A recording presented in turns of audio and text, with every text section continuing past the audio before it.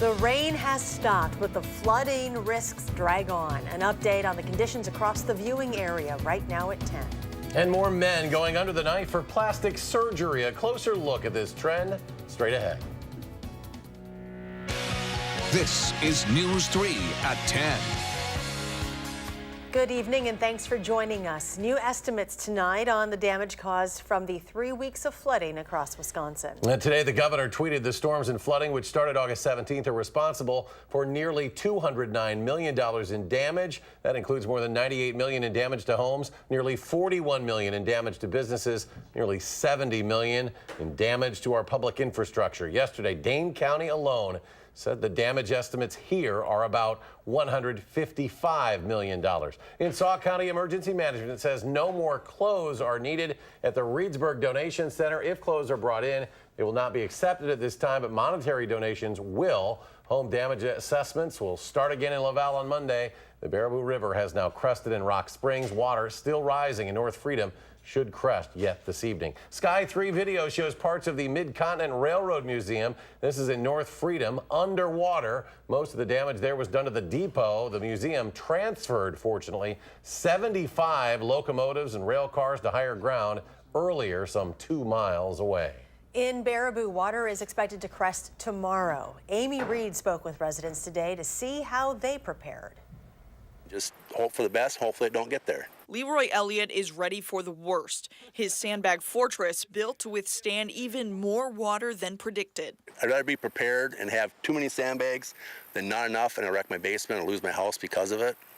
And that's not a good thing. He's right across the street from the Baraboo River, sitting at just over 10 feet Thursday afternoon. He and his neighbors are waiting for it to crest midday Friday. But they and the rest of town have been ready for days. Sandbagging headquarters empty, except Marty Blake, dropping off supplies from his business for free. That's the right thing to do. It's the right thing to do. I mean, people are hurting and we're blessed, so we gotta give back to the community. He said his customers are all over Sauk County. He's known them for years and said now they're more like family. It's pretty heartbreaking to see people suffering like that. But it's just our way to give back to the community. Sandbags and survival kits are still at the West Baraboo garage for those that need it. But Leroy is stocked and ready for whatever comes his way. Just hopefully I don't get over the sandbags and I gotta run the pumps and that. Otherwise I'll just check in the morning, see how it is. If it's low enough, I'll say screw it, go to work. Otherwise I'll sit here and babysit all day. Originally, Sauk County said the river was going to crest at 12 feet, 2 feet higher than it did last week, but now they think it's closer to 11 feet, which, as you can imagine, is a relief to those people living along the river. Amy Reed reporting tonight. Amy, thank you. Continue to expect major delays near exit 106 at Interstate 90-94. The National Guard is creating a nearly mile-long wall of sandbags near Portage. It's to prevent rising water from spilling onto the low-lying stretch of interstate. Crews say 50,000 bags will be dedicated to that area alone. And in the city of Madison, Lake Monona set a new record high today, 2 inches higher than yesterday, 10 inches above the 100-year flood level. The good news, Lake Monona did crest today, so the levels will soon begin to go down. But city leaders say we are not in the clear, as flooding remains an ongoing risk as long as the lake levels remain this high. And changes will be made to parts of the route for the Ironman this weekend because of the flooding in both Madison and throughout Dane County. Organizers say the modifications will be made to the first and last 3 miles of the bike course. Officials do not currently have any plans to change the swimming or running courses. The race is this Sunday. Flooding in Rock County will likely be worse than originally thought. The National Weather Service is saying water levels on Lake Koshkonong could reach major flood stages. The Weather Service says levels on the lake can reach just shy of 12 feet by next Tuesday. It's short of the record-setting 15.1 feet in 2008, but it's enough to get officials' attention. There are currently 5 different locations for sandbags across the county. The recent flooding can create problems for more than your home and car. Mental health professionals are warning that children may be overwhelmed following the disaster. Doctors with Gunderson Health System say children may ask questions about flooding multiple times, but parents can help their kids cope. I think about going back to basics, which really is essentially self-care, taking care of yourself, eating consistently, getting enough sleep, or at least trying to get some good sleep, having a routine, having some structure in your day. The Federal Emergency Management website offers resources on there. It is www.fema.org. We are just beginning this much-needed dry streak. Chief Meteorologist Gary Canaldi with our first alert forecast. Gary? Eric, not only will it be a dry streak lasting a couple of days, it may last for a week and a half if the latest computer model forecasts are correct. Now, weather track, you can see clouds to our south, just some cirrus clouds moving over far southern Wisconsin. Low temperatures this morning as the air started to dry out, dropped to 58 in Madison, but the cooling was more evident to the north where the air dried out a little bit quicker. It was down to 40 degrees last night in Black River Falls, and up in northern Wisconsin, Superior dropped to 35. High temperatures today were in the lower to middle 70s away from Lake Michigan. That northeasterly breeze off the lake kept temperatures in the lakeshore areas in the upper 60s. Current temperatures are generally in the middle to upper 50s. A few 60s right around the southwestern corner of the state, but already down to the upper 40s up near Black River Falls. Dew point temperatures are in the lower to middle 50s. Temperatures will probably drop close to those levels right around 50 degrees. So by tomorrow morning, I'm looking for temperatures to drop to around 50. Tomorrow will be a partly sunny and breezy day, another dry day as well, with a high of 74. That's your first alert forecast. Gary, thank you. In other news, police are searching for a suspect involved in a shooting happened this afternoon at the Crossings apartment complex at Elver Park. The suspect, described as a black male in his 30s, wearing a red shirt, had long dreadlocks. Police tell us the suspect and victim got into an argument, which led to the suspect shooting the victim in the leg. The victim taken to the hospital with non-life-threatening injuries, but anyone with any information about the suspect is asked to call Crime Stoppers. A coach at Milton High School has resigned amid allegations she violated district policy. Sheila Price, who was the director of nutritional services and the head coach of the girls' swim team, resigned on Tuesday. Officials said the alleged violations were not of a criminal nature, did not involve any students, nor did they have anything to do with the swim team. Classes have been canceled for a second straight day for a northeastern Wisconsin high school after a part of a ceiling collapsed earlier this week. The Manitowoc School District says the ceiling gave way yesterday in an unoccupied classroom on the third floor of Lincoln High School. Classes were canceled today and tomorrow as a precaution. A city inspector and engineer say they want to make sure there is no structural issues in the building. The 115th Fighter Wing of the Wisconsin Air National Guard says it will be conducting overnight training near Truax Field. According to a news release, the Guard will conduct a late-night launch tonight into tomorrow morning, as well as Saturday night into Sunday morning. The newly revamped Miss America competition underway in Atlantic City, New Jersey. And Miss Wisconsin just took an historic win in the first night of preliminary competition. The Associated Press reporting Miss Wisconsin, Tiana Vanderhey, won the on-stage interview competition, becoming the first to win that new category that replaced the swimsuit competition. She won by answering a question about discrimination in college admissions. Vanderhey is the former Miss Lacrosse Oktoberfest. The next Miss America will be crowned Sunday night in Atlantic City. Governor Walker is calling on all NFL players to stand and not take a knee during the national anthem. He posted a series of tweets ahead of tonight's NFL season kickoff. In one tweet, he asked Democratic challenger Tony Evers where he stands on the issue. The governor also retweeted a January message from Evers' running mate Mandela Barnes, where he posted, "Take a knee," in reaction to a story about whether President Trump knew the words to the national anthem. Barnes responded by asking the governor, "You could have served in 3 wars. Why didn't you stand up then?" Lieutenant Governor Rebecca Clayfish accused Barnes of kneeling during the anthem. President Trump is in Billings, Montana tonight, and this comes as his top staffers are lining up to deny any involvement in an anonymous New York Times opinion piece extremely critical of his presidency. The author claims to be a senior official in the Trump administration. Speculation runs far and wide, and so did the denials. President Trump said tonight the Times decision has, quote, backfired, and that he has picked up a lot of support as a result. The Times is defending its decision to publish the piece. Hollywood legend Burt Reynolds died today at the age of 82. He reportedly died at Jupiter Medical Center in South Florida. He launched his acting career in Western TV shows like Gunsmoke and Dan August, but his breakout film role was in the thriller Deliverance back in 1972. He was Hollywood's top grossing star each year from 1978 to 1982. During that time, he starred in the hit film Smokey and the Bandit. Reynolds has a star on the Hollywood Walk of Fame. He's had one since 1978. Fans gathered there today at that star, leaving flowers and a wreath in honor of Burt Reynolds. More to come tonight at 10. When we come back, it is no longer just women who are interested in plastic or cosmetic surgery. More and more doctors in that line of work say they're seeing men.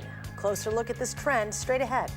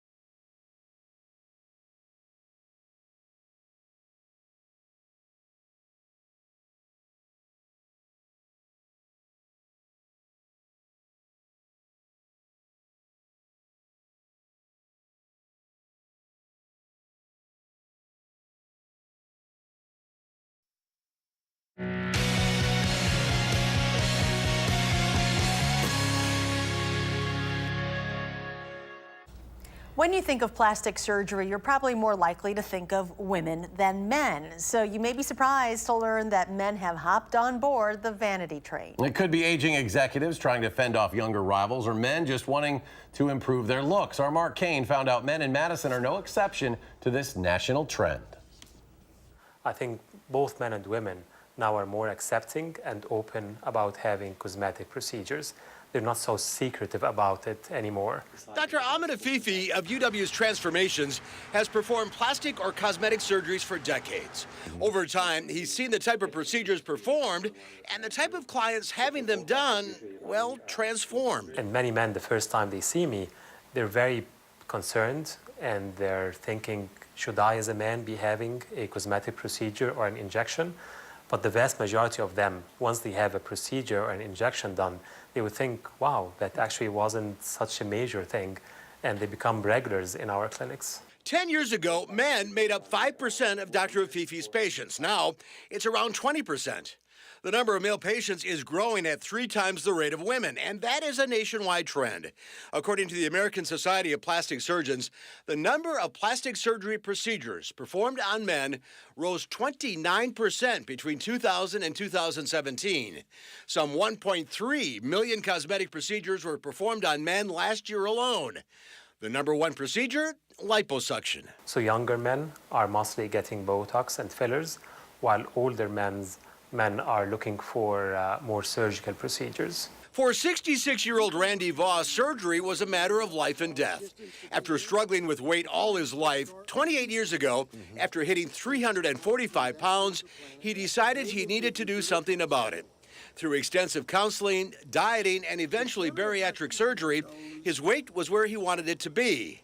But all that excessive skin needed to come off, and that meant abdominal surgery and 3 facelifts. Can we see the picture you brought?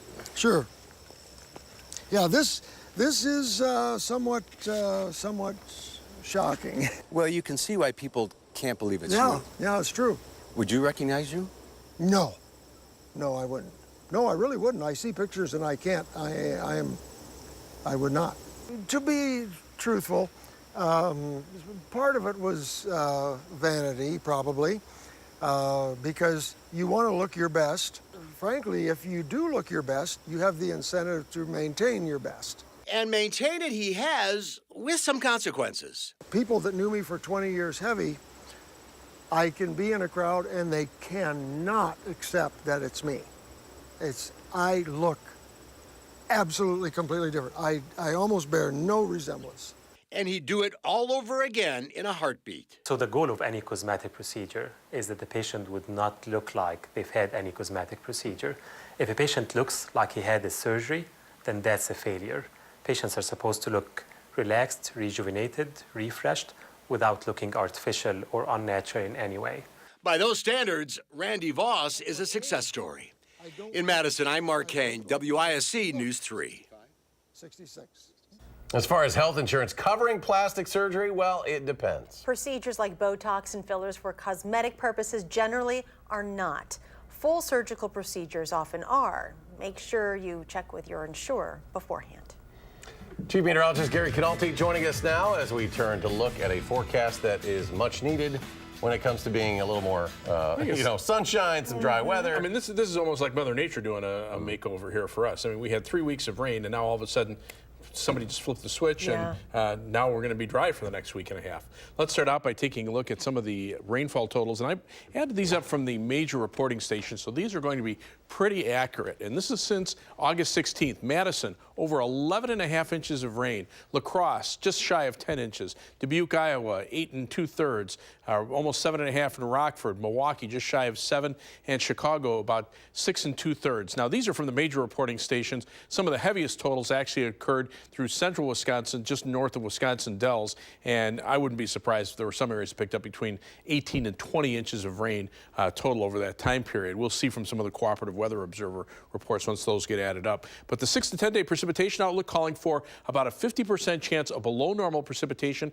from September 12th through the 16th, and the 8 to 14 day precipitation outlook taking us through September 20th calling for about equal chances of above or below normal precipitation. Temperatures, though, a very clear signal that we're going to stay warm once we get into the middle part of next week and beyond. About a 60 to 70% chance of above normal temperatures in the 6 to 10 day outlook period, and also for the 8 to 14 day temperature outlook as well. So much of the country seeing above normal temperatures as we go through the middle of September.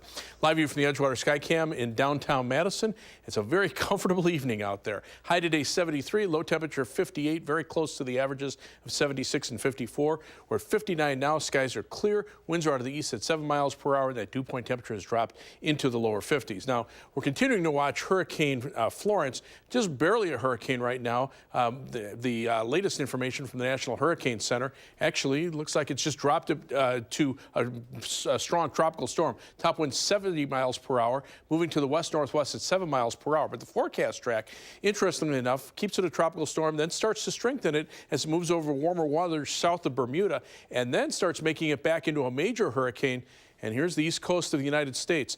Eventually, the computer models curve it somewhere either near the Carolinas or up toward New York City toward the end of next week. And what's going to happen here is, as Florence, which is still a good ways off from the United States, notice this area of clearing to the north of it. That will shift westward along with Florence out ahead of it, and that will put that high-pressure system right over the Midwest, keeping our weather high and dry into next week. And the remnants of Gordon right now passing to the south, taking the first batch of moisture with it, Our temperatures are staying very comfortable, and the weather is staying dry, which is even the better news. So overnight, look for mostly clear skies, cooler, low temperature dropping to 50. Tomorrow, another partly sunny day, just a little breezy. Who cares about that? Northeasterly winds 10 to 20 miles per hour, the high of 74. Future track, maybe a few clouds in the far southern parts of the state later on tonight, low of about 50. Partly sunny tomorrow with high temperatures in the mid-70s. For tomorrow night, mainly clear, low temperatures dropping to around 50. And then Saturday, look for high temperatures in the mid-70s again with partly sunny skies.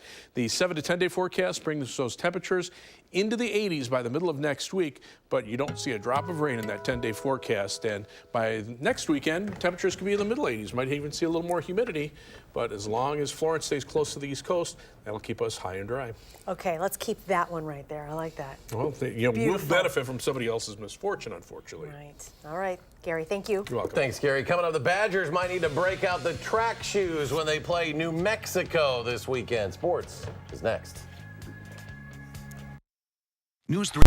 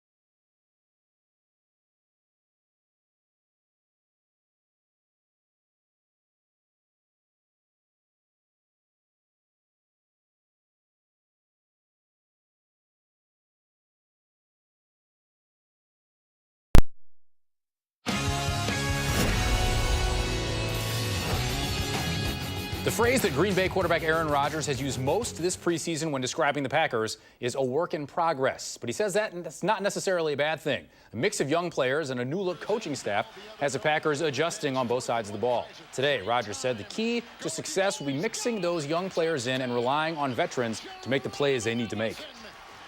Those guys haven't played a lot together, played probably more than the offense has in the preseason, but you know, be a work in progress to get those guys comfortable playing some young guys, you know, especially on the perimeter.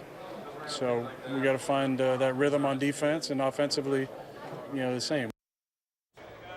Bears defensive coordinator Vic Fangio said Khalil Mack's playing time against the Packers will be based on how his body responds to practice and how much he understands his job. And Mack hasn't slowed down since arriving in Chicago this weekend. He said he still has to buy more socks and underwear. Doesn't have time for that stuff because he's busy reading the playbook. That's the whole purpose. You want to learn everything, and so you can go on the field and contribute in any way you can. And so that's what I'm trying to do, and that's going to be a challenge for me. But if you only know a little bit of it, yeah, that's the little bit I'm going to need to know to try to get the Aaron on Sunday. Well, this one counts. Falcons at Eagles. Philly raised the Super Bowl championship banner after a weather delay. And if you bet the under on total points, you're looking pretty good. Jay Ajayi has just scored the only touchdown of the game so far. 10-6 Eagles in the third quarter.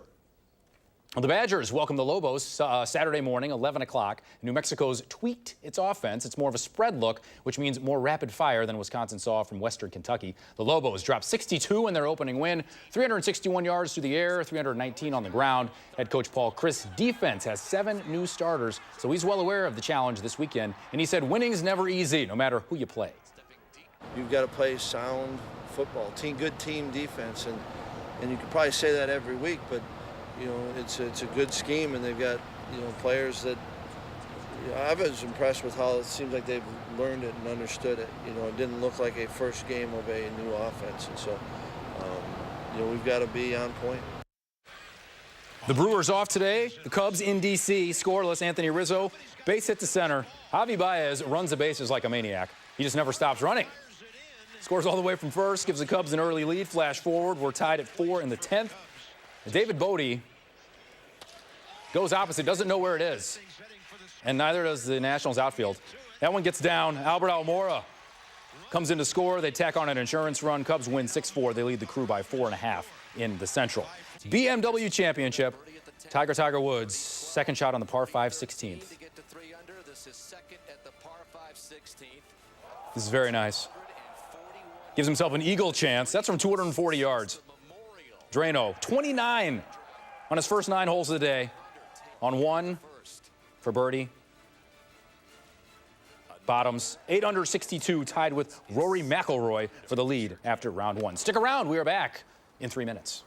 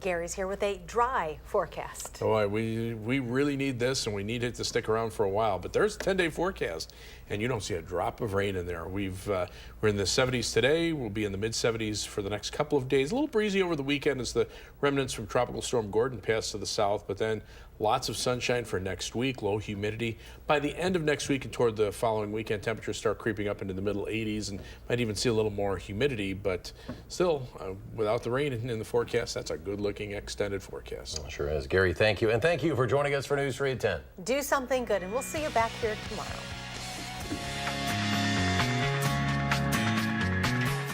Making plans that are weather dependent? Get an accurate 12-hour, even a 10-day forecast. Download the Channel 3000 First Alert Weather app and start planning.